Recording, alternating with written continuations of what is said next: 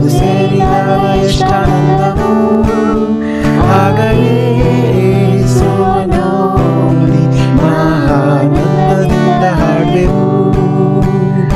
ಯಾತ್ರೆ ಉದ್ದವಾಗಿದ್ದಾಗ್ಯೂ ಹರ್ಷದಿಂದ ಸಾಗುವೆವು. ಇಕ್ಕಟ್ಟಾದ ಮಾರ್ಗದಿಂದ ಮುಂದೆ ಸಾಗಿ ಹೋಗುವ ಸ್ವರ್ಗ ಮಹಿಮೆಯಾಲಿ ನಾವು ಸೇರಿದಾಗ ಎಷ್ಟಾನಂದವೋ, ಆಗ ಯೇಸುವನ್ನು ನೋಡಿ ಮಹಾನಂದದಿಂದ ಹಾಡುವೆವು. ಭಯ ಹುಟ್ಟಿಸುವ ಸುದ್ದಿ ನಾವು ಕೇಳುವಾಗಲೂ ಸ್ಥಿರ ಚಿತ್ತದಿಂದ ನಾವು ಜೀವನ ಯಾತ್ರೆ ಮಾಡುವ ಸ್ವರ್ಗ ಮಹಿಮೆಯಾಲಿ ನಾವು ಸೇರಿದಾಗ ಎಷ್ಟಾನಂದವೋ, ಆಗ ಯೇಸುವನ್ನು ನೋಡಿ ಮಹಾನಂದದಿಂದ ಹಾಡುವೆವು. ಆಗ ಯೇಸುವನ್ನು ನೋಡಿ ಮಹಾನಂದದಿಂದ ಹಾಡುವೆವು.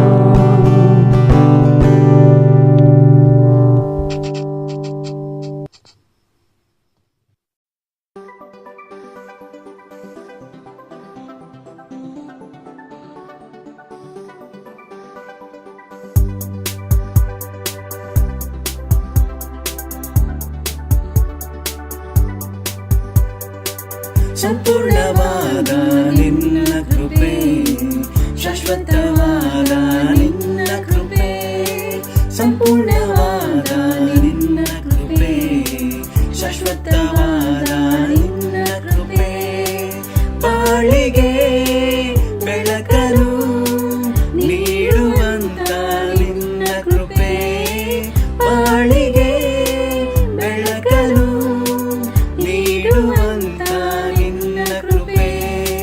ಸಂಪೂರ್ಣವಾದ ನಿನ್ನ ಕೃಪೆ, ಶಾಶ್ವತವಾದ ನಿನ್ನ ಕೃಪೆ, ಸಂಪೂರ್ಣವಾದ ನಿನ್ನ ಕೃಪೆ, ಶಾಶ್ವತವಾದ ನಿನ್ನ ಕೃಪೆ.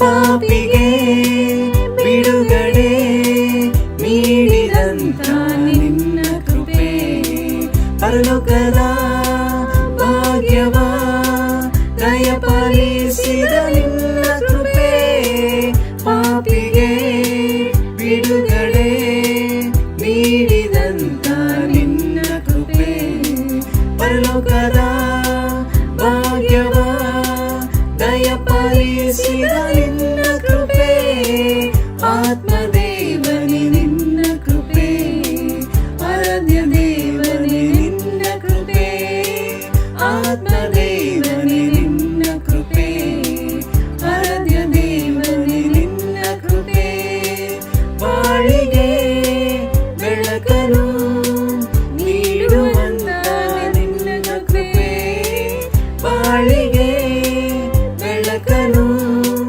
ನೀಡುವಂತ ನಿನ್ನ ಕೃಪೆ, ಸಂಪೂರ್ಣವಾದ ನಿನ್ನ ಕೃಪೆ, ಶಾಶ್ವತವಾದ ನಿನ್ನ ಕೃಪೆ, ಸಂಪೂರ್ಣವಾದ ನಿನ್ನ ಕೃಪೆ, ಶಾಶ್ವತವಾದ ನಿನ್ನ ಕೃಪೆ.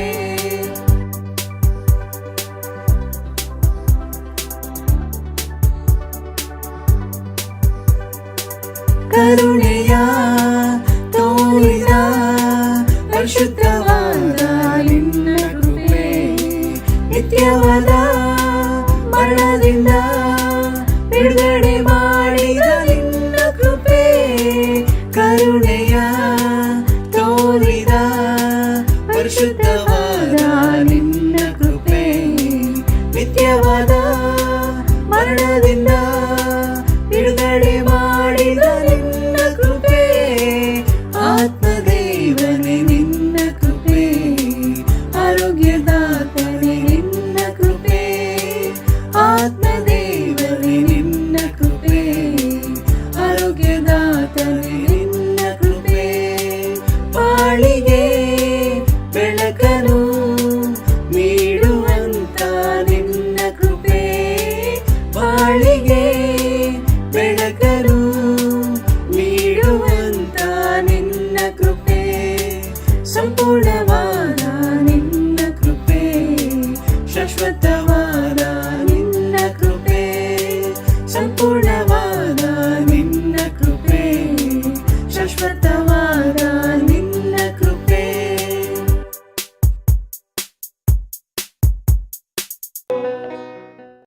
ಬೆಳಗಿನ ನಮಸ್ಕಾರಗಳು ಸಹೋದರರೇ ಹಾಗೂ ಸ್ನೇಹಿತರೆ. ಇರ್ರಿ ನಮ್ ಸಹೋದರಿಯರು ಇದಾರ್ರಿ. ಬೆಳಗಿನ ನಮಸ್ಕಾರಗಳು ಸಹೋದರರೇ ಮತ್ತು ಸಹೋದರಿಯರೇ ಹಾಗೂ ಸ್ನೇಹಿತರೆ. ಈ ಸಮಯದಲ್ಲಿ ನಿಮ್ನೆಲ್ಲ ನೋಡುವಾಗ ತುಂಬಾ ಸಂತೋಷ ಆಗುತ್ತೆ ನಮಗೆ. ನಾವು ಕೂಡ ಸಂತೋಷದಿಂದ ನಿಮ್ಮ ಮುಂದೆ ಬಂದಿದ್ದೀವಿ. ಈ ಸಮಯದಲ್ಲಿ ನಾವು ದೇವರ ವಾಕ್ಯ ಓದಿ ಈ ಸಂದೇಶನ ಮೀಟಿಂಗ್ನ ಸ್ಟಾರ್ಟ್ ಮಾಡೋಣ. ಕೀರ್ತನೆಗಳು 149 1-2 ಓದ್ತೀನಿ ನಾನು. ಯೆಹೋವನಿಗೆ ಸ್ತೋತ್ರ. ಯೆಹೋವನಿಗೆ ನೂತನ ಕೀರ್ತನೆಯನ್ನು ಹಾಡಿರಿ, ಭಕ್ತ ಸಭೆಯಲ್ಲಿ ಆತನನ್ನು ಸ್ತುತಿಸಿರಿ. ಇಸ್ರಾಯೇಲರು ತಮ್ಮ ಸೃಷ್ಟಿಕರ್ತನಲ್ಲಿ ಹೆಚ್ಚಳ ಪಡಲಿ, ಚಿಯೋನಿನವರು ತಮ್ಮ ರಾಜನಲ್ಲಿ ಹಸಿಸಲಿ. ಎಮೆನ್. ಸಹೋದರರೇ ಮತ್ತು ಸಹೋದರಿಯರೇ ಹಾಗೂ ಸ್ನೇಹಿತರೆ, ಇಲ್ಲಿ ದೇವರ ವಾಕ್ಯ ಹೇಳ್ತದೆ ನಾವು ಯಾವಾಗಲೂ ಹೊಸ ಹಾಡನ್ನು ಹಾಡ್ತಾ ದೇವ್ರ ಮುಂದೆ ಬರಬೇಕಂತ. ದೇವರು ನಮ್ಮನ್ನ ಕರೆದಿದ್ದು ಅವರಲ್ಲಿ ನಾವು ಹೆಚ್ಚಳ ಪಡಲಿ ಅಂತ. ಸಹೋದರ ಸಹೋದರಿ, ಈ ಸಮಯದಲ್ಲಿ ನಾವು ಆ ವಾಕ್ಯಗಳನ್ನು ಕೇಳುವಾಗ ನಮ್ಮ ಅಕ್ಕಪಕ್ಕದಲ್ಲಿರೋರು ನಮ್ಮ ಸ್ನೇಹಿತರನ್ನ ಕೂಡಿ ನಾವು ಹೆಚ್ಚಳ ಪಡೋಣ. ಮತ್ತೆ ಅಷ್ಟೇ ಅಲ್ಲ, ನಾವು ಯಾವಾಗಲೂ ಹರ್ಷದಿಂದ ಇರಬೇಕಂತ ದೇವ್ರ ವಾಕ್ಯ ಹೇಳ್ತಾ ಇದೆ. ನಾವು ಹರ್ಷದಿಂದ ದೇವ್ರ ವಾಕ್ಯ ಕೇಳೋಣ. ನಾವಿಬ್ಬರು ನಿಮಗೆ ಪ್ರೋತ್ಸಾಹಿಸ್ತೀವಿ. ಈ ದಿನ ದೇವ್ರ ವಾಕ್ಯ ಕೇಳುವಾಗ ಹೃದಯದಿಂದ ನಾವು ದೇವ್ರ ವಾಕ್ಯ ಕೇಳೋಣ.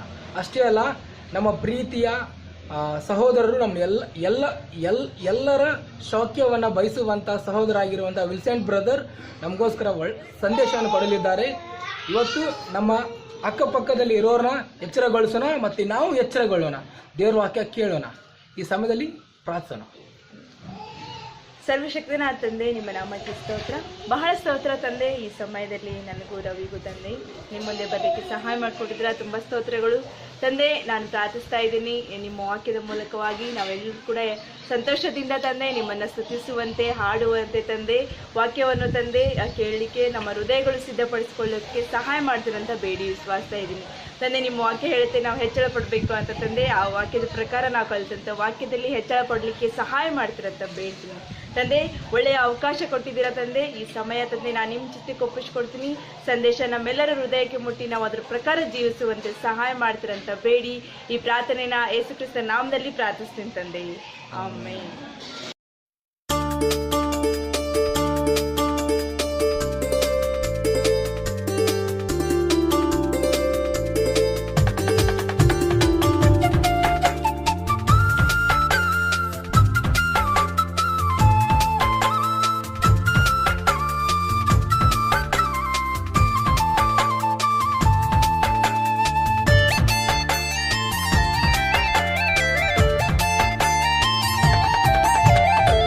ಯೇಸುನಾಮ ಅತಿಶಯ ನಾಮ, ಪಾಪಿಗೆ ಪದನಾಮ. ಶ್ರೀ ಯೇಸುನಾಮ ಅತಿಶಯ ನಾಮ, ಪಾಪಿಗೆ ಪದನಾಮ. ಶ್ರೀ ಯೇಸುನಾಮ ಅತಿಶಯ ನಾಮ, ಪಾಪಿಗೆ ಪದನಾಮ. ಶ್ರೀ ಯೇಸುನಾಮ ಅತಿಶಯ ನಾಮ, ಪಾಪಿಗೆ ಪದನಾಮ. ಎಲ್ಲ ನಾಮದಲ್ಲಿ ಮೇಲಾದ ನಾಮ ಯೇಸುವಿನ ದಿವ್ಯ ನಾಮ.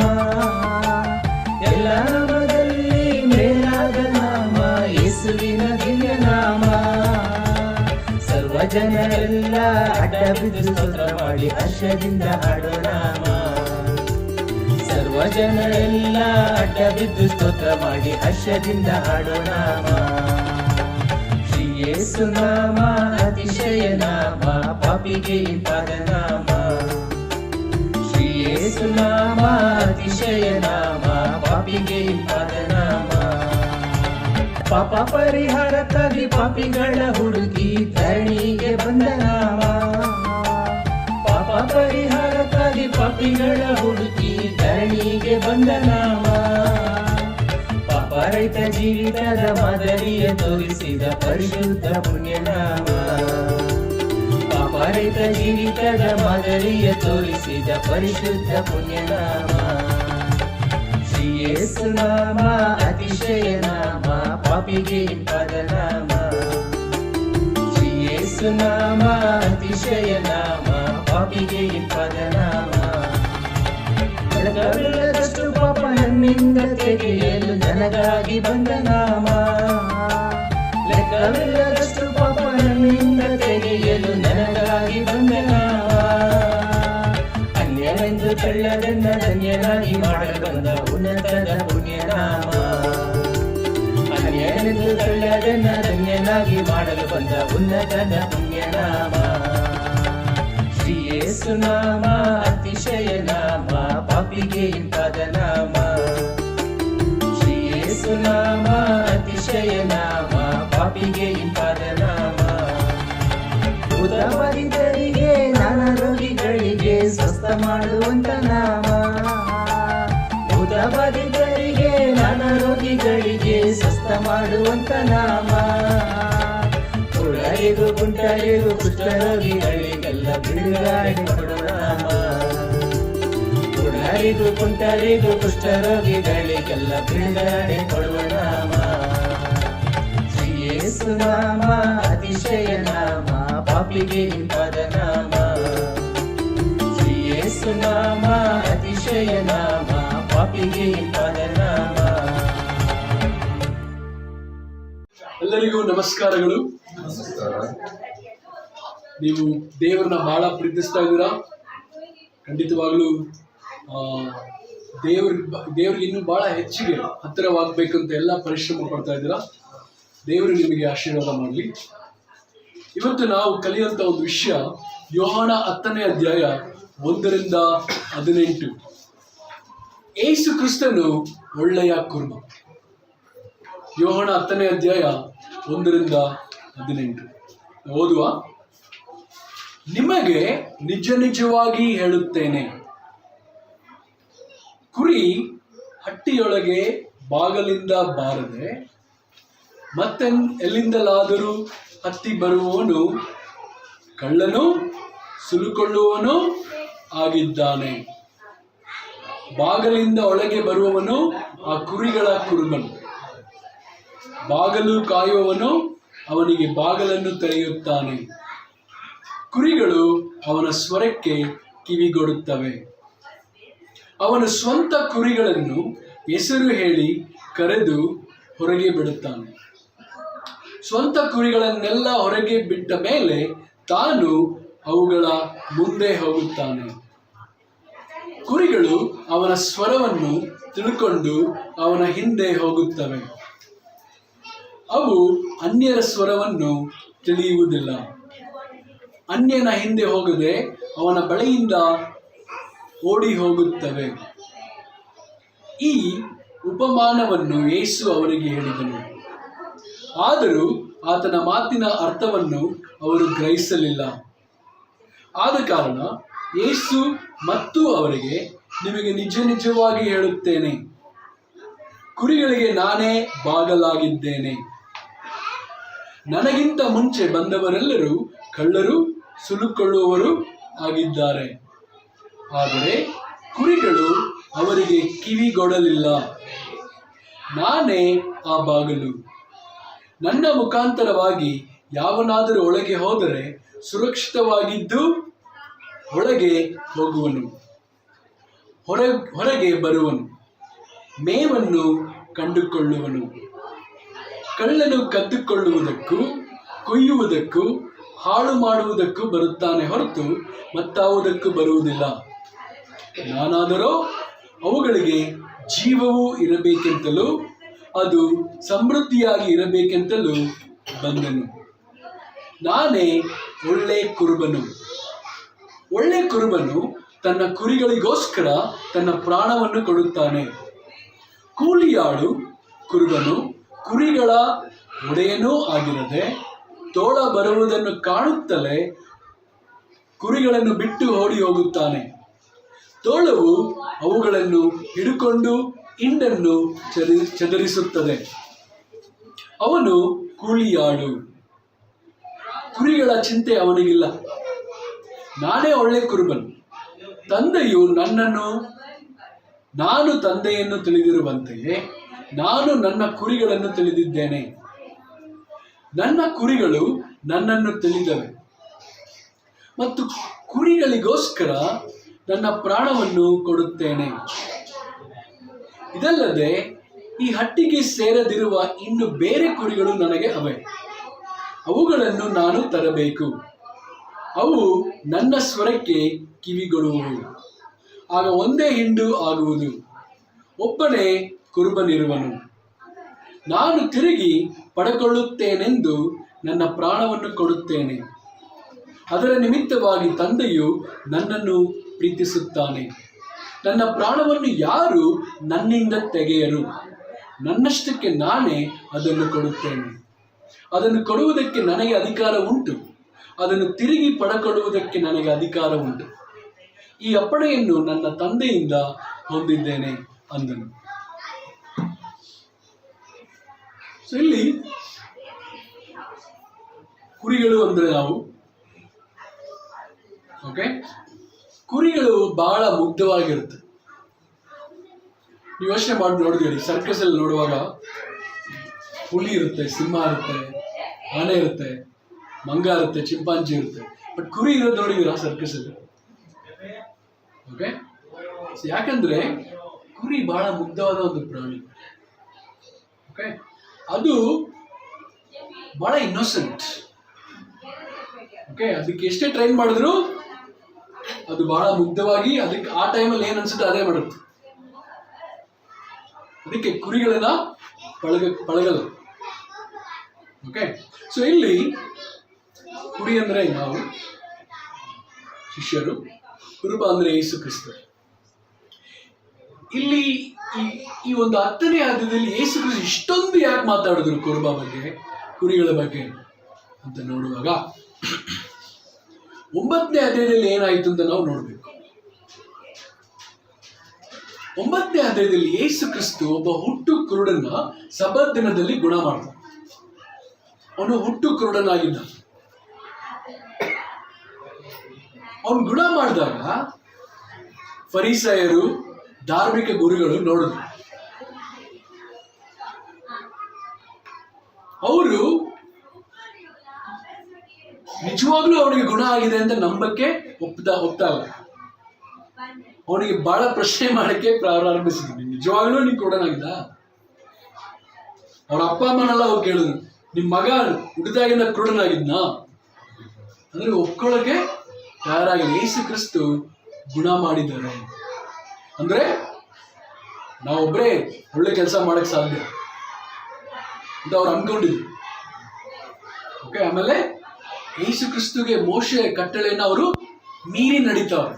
ಸಬ್ಬತ್ ದಿನವನ್ನು ಸರಿಯಾಗಿ ಆಚರಿಸ್ತಾ ಇಲ್ಲ.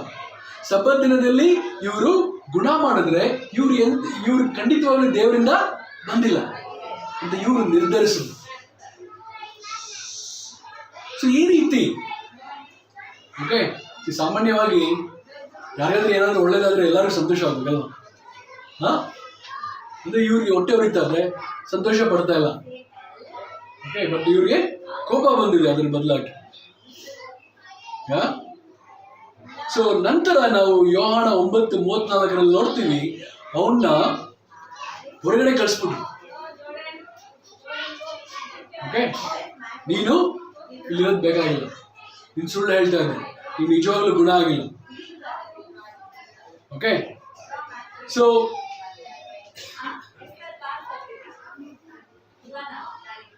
ಅದಕ್ಕೋಸ್ಕರನೇ ಯೇಸು ಕ್ರಿಸ್ತು ಇದೆಲ್ಲ ನೋಡಿದಾಗ ಫರಿಸಾಯರು, ಮುಖ್ಯವಾಗಿ ಫರಿಸಾಯರ ಹೃದಯನ ನೋಡಿ, ಆ ಒಂದು ಧಾರ್ಮಿಕ ಗುರುಗಳ ಆ ಒಂದು ಹೃದಯಗಳನ್ನು ನೋಡಿ ಇವರು 10ನೇ ಅಧ್ಯಾಯದಲ್ಲಿ ತಮ್ಮ ಪ್ರತ್ಯುತ್ತರವನ್ನ ಕೊಡ್ತಾರೆ. ಸೊ ಯೇಸು ಕ್ರಿಸ್ತು ಹೇಳ್ತಾರೆ, ನಾನೇ ಬಾಗಿಲು. ಯಾವುದೇ ಮನೆ ಕಟ್ಟಕ್ಕೆ ಅದಕ್ಕೆ ಬಾಗಿಲು ಇರ್ಲೇಬೇಕಲ್ವಾ? ಬಾಗಿಲು ಇಲ್ಲದೆ ಮನೆ ಏನಾಗುತ್ತೆ? ಮನೆನೇ ಅಲ್ಲ, ಮನೆಗೆ ಬಾಗಿಲಿರ್ಬೇಕು. ಅದೇ ತರ ಒಂದು ಕುರಿ ಹಟ್ಟಿಗೆ ಬಾಗಿಲು ಇರಲೇಬೇಕು. ಸೊ ಕುರಿ ಹಟ್ಟಿ ಅಂದ್ರೆ ಆಗಿನ ಕಾಲದಲ್ಲಿ ಒಂದು ಕಲ್ಲು, ಕಲ್ಲಿನ ಮುಖಾಂತರ ಒಂದು ಕಾಂಪೌಂಡ್ ಮಾಡಿರ್ತಾ ಇದ್ರು. ಅಲ್ಲಿ ಒಂದು ಚಿಕ್ಕ ಬಾಗಿಲು ಇರ್ತಾ ಇತ್ತು. ಸೊ ಮುಖ್ಯವಾಗಿ ಅಲ್ಲಿ ಕುರುಬ ಬಂದ್ಬಿಟ್ಟು ಆ ಬಾಗಿಲು ಇರ್ತಾರಲ್ಲ, ಅಲ್ಲಿ ಮಲ್ಕೊಂಡ್ಬಿಡ್ತಾರೆ. ಸೊ ಸಾಯಂಕಾಲ ಕುರಿಗಳು ಬರುವಾಗ ಅದನ್ನ ಒಂದು ಕುರಿಗೆ ಅವನ ಹತ್ರ ಒಂದು ಕೋಲು ಇರ್ತದೆ, ಕೋಲು. ಅದನ್ನ ಮುಟ್ಟಿ ನೋಡ್ತಾ ಇದ್ದ, ಯಾವುದೇ ಕುರಿಗಳಿಗೆ ಏನಾದ್ರೂ ಪೆಟ್ಟಾಗಿದ್ಯಾ, ನೋವಾಗಿದ್ಯಾ, ಗಾಯ ಆಗಿದ್ಯಾ ಅಂತ ನೋಡ್ತಾ ಇದ್ದ. ಎಲ್ಲಾ ಕುರಿಗಳು ಚೆನ್ನಾಗಿರುವಾಗ ಅವಾಗ ಒಳಗಡೆ ಕಳಿಸ್ತಾರೆ. ಆಮೇಲೆ ಆ ಆ ಬಾಗಿಲಲ್ಲಿ ಯಾಕೆ ಮಲಗ್ತಾ ಇದ್ದ ಅಂದ್ರೆ, ಒಂದು ಬೇರೆ ಪ್ರಾಣಿಗಳು, ಕ್ರೂರ ಮೃಗಗಳು ಒಳಗಡೆ ಬರಬಾರ್ದು, ತಮ್ಮ ಕುರಿಗಳಿಗೆ ಹಾನಿ ಮಾಡಬಾರ್ದು, ಒಂದು ಕಾರಣ.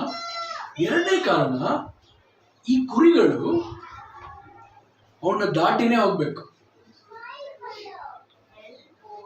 ಓಕೆ, ಅವನ ದಾಟಿ ಹೋಗುವಾಗ ಅವನಿಗೆ ಗೊತ್ತಾಗ್ಬಿಡುತ್ತೆ, ಓಕೆ ಕುರಿ ಹೋಗ್ತಾ ಇದೆ ಅಂತ ಅಲ್ವಾ. ಸೊ ಅವನಲ್ಲೇ ಇರ್ತಾ ಇದ್ದ. ಸೊ ಇಲ್ಲಿ ಬಾಗಿಲು ಅಂದ್ರೆ ಅರ್ಥ ಏನು ಅಂದ್ರೆ, ಯೇಸು ಕ್ರಿಸ್ತರು ಸ್ವರ್ಗಕ್ಕೆ ಹೋಗಕ್ಕೆ ಬಾಗಿಲಾಗಿದೆ. ಬಹಳ ಜನ ಹೇಳ್ಬೋದು, ಓಕೆ ಅವ್ರು ನನ್ನನ್ನು ಹಿಂಬಾಲಿಸಿದ್ರೆ ನೀವು ಸ್ವರ್ಗಕ್ಕೆ ಹೋಗ್ತೀರಿ, ನಿತ್ಯ ಜೀವನ ಅನ್ಕೊಂತೀರಿ ಅಂತ. ಆದ್ರೆ ಯೇಸು ಕ್ರಿಸ್ತರು ಹೇಳ್ತಾರೆ, ನಾನು ಒಬ್ಬನೇ ಬಾಗಿಲು, ನನ್ನ ಮುಖಾಂತರ ನೀವು ಸ್ವರ್ಗಕ್ಕೆ ಹೋಗಕ್ಕೆ ಸಾಧ್ಯ, ದೇವ್ರ ಹತ್ರ ಒಳ್ಳೆ ಸಂಬಂಧ ಇಟ್ಕೊಳ್ಳೋಕೆ ಸಾಧ್ಯ, ನನ್ನಿಂದ ಹೊರತು ಸಾಧ್ಯವಿಲ್ಲ. ನಿಮಗೆ ರಕ್ಷಣೆ ಬೇಕು, ಓಕೆ, ನಿಮಗೆ ಒಳ್ಳೆ ಮೇವು ಬೇಕು, ನಿಮಗೆ ಸುರಕ್ಷತೆ ಬೇಕು ಅಂದ್ರೆ ನೀವು ನನ್ನ ಬಾಗಿಲ ಒಳಗಡೆ ಬರಬೇಕು, ನನ್ನ ಹಟ್ಟಿಲಿ ಇರಬೇಕು ಅಂತ ಯೇಸು ಕ್ರಿಸ್ತ ಹೇಳ್ತಾರೆ. ಬಹಳ ಸಮಯದಲ್ಲಿ ನಮಗೆ ಕೆಲವು ಸಮಯದಲ್ಲಿ ಯೋಚನೆ ಬರುತ್ತೆ, ನಾನು ಇಷ್ಟು ವರ್ಷ ಯೇಸು ಕ್ರಿಸ್ತನ ಹಿಂಬಾಲಿಸ್ತಾ ಇದ್ದೀನಿ, ನನಗೇನು ಸಿಕ್ಕಿದೆ, ನನ್ನ ಜೀವನದಲ್ಲಿ ಏನು ಉದ್ಧಾರ ಆಗಿದೆ? ಓಕೆ, ಬೇರೆ ದಾರಿಯಲ್ಲಿ ಹೋಗಿದ್ರೆ ಏನಾದರೂ ಯಶಸ್ವಿ ಪಡ್ಕೊತಾ ಇದ್ನೋ ಏನೋ ಗೊತ್ತಿಲ್ಲ, ಅಥವಾ ಇನ್ನೂ ಆಶೀರ್ವಾದಗಳು ಬರ್ತಾ ಇದ್ದೋ ಏನೋ ಗೊತ್ತಿಲ್ಲ ಅಂತ ಕೆಲವರಿಗೆ ಅನ್ನಿಸ್ತಾ ಇದೆಯಾ? ಕೆಲವು ಸಮಯದಲ್ಲಿ ಶೋಧನೆ ಬರ್ತಾ ಬೇರೆ ಬಾಗಿಲು ಮೂಲಕ ಹೋಗಕ್ಕೆ. ಕೆಲವು ಸಮಯದಲ್ಲಿ ನನಗೆ ಆ ಥರ ಆಗಿದೆ, ನಾನು ಆ ಥರ ಯೋಚನೆ ಮಾಡಿದ್ದೀನಿ. ನನ್ನ ಜೊತೆಯಲ್ಲಿ ಓದಿರೋಂಥ ಸುಮಾರು ಜನ, ಓಕೆ, ಸೊ ಸುಮಾರು ಜನ ಬಹಳ ಶ್ರೀಮಂತರಾಗಿದ್ದಾರೆ. ಓಕೆ, ಅವ್ರ ಹತ್ರ ಕಾರುಗಳು ದೊಡ್ಡ ಸ್ವಂತ ಮನೆಗಳೆಲ್ಲ ಇರ್ತವೆ. ಕೆಲವೊಮ್ಮೆ ನಾನು ಅನ್ಕೊಂಡಿದ್ದೀನಿ, ಯೇಸು ಕ್ರಿಸ್ತ ಹಿಂಬಾಲಿಸಿದ್ರೆ ಇವತ್ತು ನನಗೆ ಮನೆ ಇಲ್ವಾ, ಏನೋ ನನಗೆ ಅಷ್ಟೊಂದು ಹಣ ಇಲ್ವಾ, ಆ ಥರ ಅನ್ನಿಸ್ತಿದ್ದೆ. ಬಟ್ ಸ್ವಲ್ಪ ಆಳವಾಗಿ ಯೋಚನೆ ಮಾಡುವಾಗ ನನ್ನ ಹತ್ರ ಇರೋ ಮುಖ್ಯವಾದ ಕೆಲವು ವಿಷಯಗಳು ಅವ್ರ ಹತ್ರ ಇಲ್ಲ. ಓಕೆ, ನನ್ನ ಹತ್ರ ಹೆಚ್ಚಿಗೆ ಹಣ ಇಲ್ಲದೆ ಇರಬಹುದು, ಬಟ್ ನಿಜವಾದ ಸಂಬಂಧಗಳು, ಹೆಂಡತಿ, ಮಕ್ಕಳು, ಸಂಬಂಧ, ಸಮಾಧಾನ, ಶಾಂತಿ, ಇದೆಲ್ಲ ಬಹಳ ಜನರ ಜೀವನದಲ್ಲಿ ಇಲ್ಲ. ಓಕೆ, ಬಟ್ ಕೆಲವು ಸಮಯದಲ್ಲಿ ನಾವೇನು ನೋಡೋದು, ಬರೀ ಬೇರೆ ನೋಟ ಮಾತ್ರ ನೋಡ್ತೀವಿ. ಓ, ಕಾರಲ್ಲಿ ಹೋಗ್ತಾವ್ರೆ, ಸ್ವಂತ ಮನೆ ಇದು. ಇನ್ನೂ ಕಾರು, ಸ್ವಂತ ಮನೆ, ಇದು ನಿಜವಾಗ್ಲೂ ಎಲ್ಲ ರೀತಿಯಾದ ಸಂತೋಷ ಮತ್ತು ಸಮಾಧಾನ ತಂದುಕೊಡಕ್ಕೆ ಸಾಧ್ಯ ಇಲ್ಲ. ನಿಜವಾದ ಸಂತೋಷ ಯೇಸು ಕ್ರಿಸ್ತನ ಮೂಲಕ ಮಾತ್ರನೇ ಸಾಧ್ಯ. ಸೊ ನಮಗೆ ಬೇರೆ ಶೋಧನೆಗಳು ಆ ಥರ ಆಗ್ತಾ ಇದೆ, ಅಥವಾ ಬೇರೆ ದಾರಿನ ಹುಡ್ಕೊಂಡು ಹೋಗ್ತಾ ಇದ್ದೀವಿ. ಯೇಸು ಕ್ರಿಸ್ತನೇ ನನಗೆ ಬಾಗಿಲ ಅಂದ್ರೆ ಅವಾಗ ನನ್ನ ಜೀವನ ಹೆಂಗಿರ್ಬೇಕು? ಊಹೆ ಮಾಡಿ ನೋಡಿ, ಯೇಸು ಕ್ರಿಸ್ತನೇ ನನಗೆ ಬಾಗಿಲು ಅಂದ್ರೆ ನನ್ನ ಜೀವನ ಯಾವ ರೀತಿಯಲ್ಲಿ ಇರಬೇಕು ಅಂದ್ರೆ ಏನು? ನಮ್ಮ ಒಂದು ಮುಖ್ಯವಾದ ಒಂದು ಸ್ಥಾನ ನಮ್ಮ ಜೀವನದಲ್ಲಿ ಯೇಸು ಕ್ರಿಸ್ತರಿಗೆ ಗೊತ್ತು. ಸೊ ಯೇಸು ಕ್ರಿಸ್ತ ಹೇಳ್ತಾರೆ, ನನಗಿಂತ ಹೆಚ್ಚಾಗಿ ನೀವು ನಿಮ್ಮ ತಂದೆ ತಾಯಿನ ಪ್ರೀತಿಸಿದ್ರೆ, ನನಗಿಂತ ಹೆಚ್ಚಾಗಿ ನೀವು ನಿಮ್ಮ ಮಕ್ಕಳನ್ನ ಪ್ರೀತಿಸಿದ್ರೆ, ನನಗಿಂತ ಹೆಚ್ಚಾಗಿ ನೀವು ನಿಮ್ಮ ಗಂಡ ಹೆಂಡತಿನ ಪ್ರೀತಿಸಿದ್ರೆ, ನೀವು ನನ್ನನ್ನು ಹಿಂಬಾಲಿಸಕ್ಕೆ ಆಗಲ್ಲ, ನನ್ನ ಶಿಷ್ಯನಾಗಿರೋಕ್ಕೆ ಸಾಧ್ಯ ಇಲ್ಲ.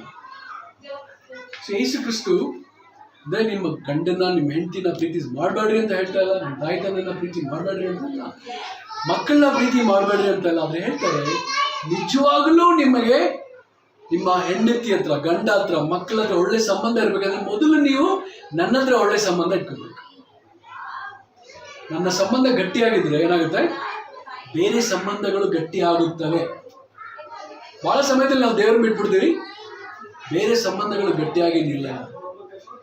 ನೀವು ನೋಡ್ರಿ, ಎಷ್ಟೊಂದು ಜನ ಹೀರೋಗಳು, ಹೀರೋಯಿನ್ಗಳು ನೀತಿ ಪಾಠಗಳೆಲ್ಲ ಹೇಳ್ಕೊಟ್ಟಿದ್ದಾರೆ, ಬಟ್ ಬಹಳ ಜನರ ಮನೆಗಳು ಒಡೆದೋಗಿದೆ. ಓಕೆ, ಮುಖ್ಯವಾದ ಕಾರಣ ದೇವರ ಮಧ್ಯದಲ್ಲಿ. ದೇವರ ಗಟ್ಟಿಯಾಗಿ ಇಟ್ಕೊಂಡ್ರೆ ಬೇರೆ ಎಲ್ಲಾ ರೀತಿಯಾದ ಸಂಬಂಧಗಳು ಗಟ್ಟಿಯಾಗಿ ಇರುತ್ತೆ. ಅದು ದೇವರೇ ನಮ್ಮ ಜೀವನದಲ್ಲಿ ಗಟ್ಟಿಯಾಗಿಲ್ಲ ಅಂದ್ರೆ ಬೇರೆ ಸಂಬಂಧಗಳು ಗಟ್ಟಿಯಾಗಿರೋಕ್ಕೆ. ಅದಕ್ಕೆ ಬಾಗಿಲು, ನಿಮ್ಮ ಬಾಗಿಲು ಇವತ್ತು ಯಾರಾಗಿದ್ದಾರೆ. ಓಕೆ, ನಂತರ ಯೇಸು ಕ್ರಿಸ್ತು ಕಳ್ಳನ ಬಗ್ಗೆ ಮಾತಾಡ್ತಾರೆ. ಕಳ್ಳನು ಕದ್ದುಕೊಳ್ಳುವುದಕ್ಕೂ ಮತ್ತು ಕೊಲ್ಲುವುದಕ್ಕೂ ಬರ್ತಾನೆ. ಕಳ್ಳ ಯಾವಾಗಾದ್ರೂ ಒಳ್ಳೆ ಕೆಲಸ ಮಾಡಕ್ಕೆ ಬರ್ತಾನ ಮನೆಗೆ? ನಿಮ್ಮ ಮನೇಲಿ ಅಡುಗೆ ಮಾಡಿಲ್ಲ, ಸರಿ ನಾನು ಅಡುಗೆ ಮಾಡಿ ಇಟ್ಬಿಟ್ಟು ಹೋಗ್ತೀನಿ ಅಂತ ಕಳ್ಳ ಯಾವಾಗಾದ್ರೂ ಬಂದಿದ್ದಾನ? ವಾಟ್ಸಪ್ ಮಾಡಿ ಬರ್ತಾ ಇದ್ದೀನಿ ಅಂತ ಹೇಳ್ತಾನ?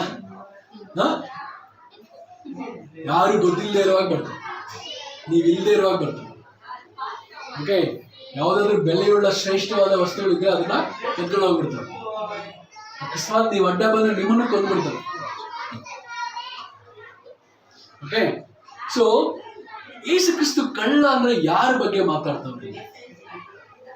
ಯಾರ ಬಗ್ಗೆ ಮಾತಾಡ್ತಾರೆ ಹೇಳಿ? ಓಕೆ, ಸೈತಾನ್ ಬಗ್ಗೆ. ಓಕೆ, ಬೇರೆ ಯಾರಾದ್ರೂ ಬೇರೆ ಏನಾದ್ರು ಉತ್ತರ? ಓಕೆ, ಯಾ ಮಂಜುನಾ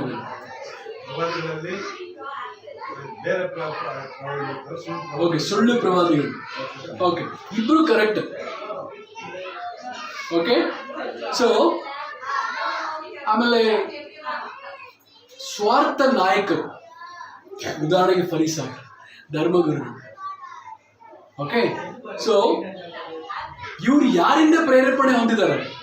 ಮಂಜುನಾಥ್ ಹೇಳಿದಂಗೆ ಸೈತಾನಿಂದ ಪ್ರೇರೇಪಣೆ ಹೊಂದಿದ್ರು. ಇವ್ರಿಗೆ ಮುಖ್ಯವಾದ ಗುರು ಯಾರು? ಸೈತಾನ್ ಫುಲ್ ಕೆಲಸ ಏನು? ಫುಲ್ ಸೆಲ್ಫಿಶ್, ಫುಲ್ ಸುಳ್ಳು ಹೇಳೋದು. ನೀವು ನರ್ಕಕ್ಕೆ ಹೋಗೋದು ಮೇಯ್ನ್ ನಮಗೆ ಗುರಿ. ನಾನು ನರ್ಕಕ್ಕೆ ಹೋಗೋದು ಮೇಯ್ನ್ ಗುರಿ ಅಲ್ವಾ? ಅದಕ್ಕೋಸ್ಕರ ಏನೆಲ್ಲ ಮಾಡಬೇಕು ಅದೆಲ್ಲ ಮಾಡ್ತಾನೆ. ಸೊ ಅವರಿಗೆ ಶಿಷ್ಯರು ಯಾರು? ಫರಿಸಾಯರು, ಧರ್ಮಗುರುಗಳು, ಸುಳ್ಳು ಪ್ರವಾದಿಗಳು ಮತ್ತು ಸ್ವಾರ್ಥ ನಾಯಕರು. ಇವರೆಲ್ಲ ಅವರ ಶಿಷ್ಯರು. ಸೈತಾನ್ಗೆ ಒಳ್ಳೆ ಶಿಷ್ಯರು. ಸೈತಾನಲ್ಲಿ ಏನು ಗುಣ ಇದೆ? ಬುದ್ಧಿ ಇದೆ, ಓಕೆ, ಮನೋಭಾವನೆ ಇದೆ. ಅದೇ ಇವ್ರಿಗೆ ಇರುತ್ತೆ ಅಲ್ವಾ? ಹೌದಲ್ವಾ? ಸೊ ಇವರು, ಸೊ ಇಂಥ ನಾಯಕರು ಏನ್ ಮಾಡ್ತಾರೆ?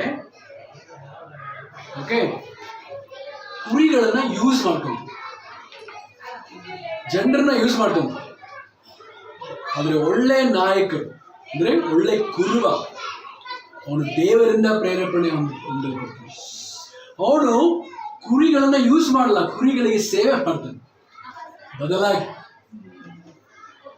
ಓಕೆ, ಸೊ ಸುಮಾರು ಜನ ನೀವು ರಾಜಕಾರಣಿಗಳು ನೋಡಿ, ಇವ್ರು ಹಿಂಗೇನೆ ಬೇಕನ್ನೋವರೆಗೂ ಯೂಸ್ ಮಾಡ್ತಾರೆ, ಆಮೇಲೆ ಬಿಸಾಕ್ತಾರೆ ಅಲ್ವಾ?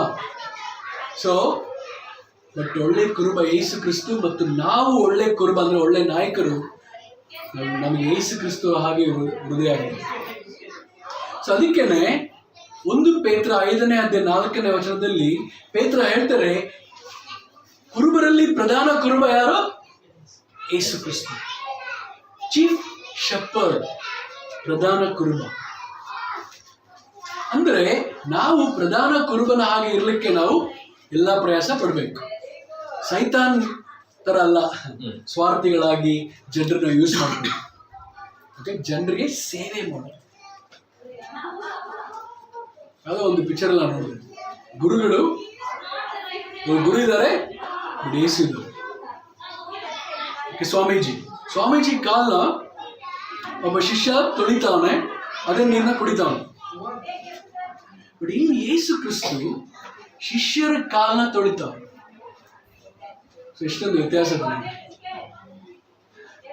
ಸೊ ಒಳ್ಳೆ ನಾಯಕ ಅಂದ್ರೆ ಸ್ವಾರ್ಥಿಯಾಗಿರೋ, ಒಳ್ಳೆ ನಾಯಕ ಕುರಿಗಳಿಗೆ ಅಂದ್ರೆ ಜನರಿಗೆ ಸೇವೆ ಮಾಡ್ತಾನೆ, ಉಪಯೋಗಿಸ್ಕೊಳ್ಳೋದು. ಓಕೆ, ಅದಕ್ಕೆ 10ನೇ ವಚನದಲ್ಲಿ ಕಳ್ಳ ಕದ್ದುಕೊಳ್ಳುವುದಕ್ಕೂ ಕೊಲ್ಲುವುದಕ್ಕೂ ಬರ್ತಾನೆ, ಆದ್ರೆ ನಾನು ನಿಮಗೆ ಪರಿಪೂರ್ಣ ಸಮೃದ್ಧಿಯಾದ ಜೀವನವನ್ನು ಕೊಡಲಿಕ್ಕೆ ಬಂದಿದ್ದೀನಿ.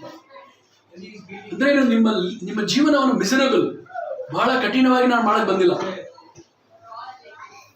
ಓಕೆ, ಕ್ರಿಶ್ಚಿಯಾನಿಟಿ ಬಂದ್ಬಿಟ್ಟು ರೂಲ್ಸ್ ಅಂಡ್ ರೆಗ್ಯುಲೇಷನ್ ಅಲ್ಲ. ಇದು ಟಕ್ ABCD ಮಾಡಬೇಕು, ABCD ಮಾಡ್ಕೊಡುದು, ಇದಲ್ಲ. ಕ್ರಿಶ್ಚಿಯಾನಿಟಿ ಬಂದ್ಬಿಟ್ಟು ನಾವು ಯೇಸು ಕ್ರಿಸ್ತರ ಕುರುಬನ ಬಗ್ಗೆ, ಅವ್ರ ಹತ್ರ ಸಂಬಂಧ ಇಟ್ಕೊಳ್ಳೋದ್ರ ಬಗ್ಗೆ ಮಾತಾಡ್ತೇವೆ.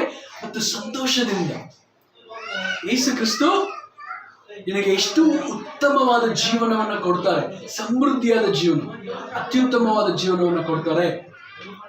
ಕಠಿಣವಾಗಿ ಮಾಡಲ್ಲ ನಿಮ್ಮ ಜೀವನ. ಒಬ್ರು ಶಿಷ್ಯನಾಗಿನ ಮುಂಚೆ ಅಷ್ಟೇ ಟಫ್ ಆಗಿದ್ದು, ಇವಾಗ ಇನ್ನೂ ಟಫ್ ಆಗಿಬಿಟ್ಟಿದೆ. ಫುಲ್ ರೂಲ್ಸ್ ಅಂಡ್ ರೆಗ್ಯುಲೇಷನ್ ಮಾಡಬೇಕು. ಆ ಥರ ಅಲ್ಲ. ಯೇಸು ಕ್ರಿಸ್ತ ಹೇಳ್ತಾರೆ, ನಾನು ನಿನಗೆ ಸಮೃದ್ಧಿಯಾದ ಜೀವನ ಕೊಡೋಕ್ಕೆ ಬಂದಿದ್ದೀನಿ, ಕಷ್ಟ ಕೊಡೋಕೆ ಬಂದಿಲ್ಲ. ಯೇಸು ಕ್ರಿಸ್ತ ಹೇಳಿದ್ರೆ, ನಿನ್ನ ಕಷ್ಟ ನೋಡಿ ನಾನೇ ನನ್ನ ಪ್ರಾಣವನ್ನು ತ್ಯಾಗ ಮಾಡಿದೆ. ಓಕೆ, ಇಲ್ಲಿವರೆಗೂ ಯಾರು ಕೂಡ ಯೇಸು ಕ್ರಿಸ್ತರ ಹಾಗೆ ಪ್ರಾಣವನ್ನೇ ತ್ಯಾಗ ಮಾಡಿಲ್ಲ. ಬಹಳ ಜನ ಹೇಳಿದ್ದಾರೆ ತ್ಯಾಗ ಮಾಡ್ತೀನಿ ಅಂತ. ಇಲ್ಲ ಸಮಯದಲ್ಲಿ ನಾವು ಹೇಳ್ತೀವಿ ಮಕ್ಕಳಿಗೆ, ನಾನು ನಿಮಗೆ ಪ್ರಾಣನೂ ಕೊಡ್ತೀನಿ. ಓಕೆ, ಸೊ ಬಹಳ ಕಡಿಮೆ ಜನ ಮಾಡಿದ್ದಾರೆ ಕೆಲವು ಜನ, ಬಹಳ ಕಡಿಮೆ ಜನ.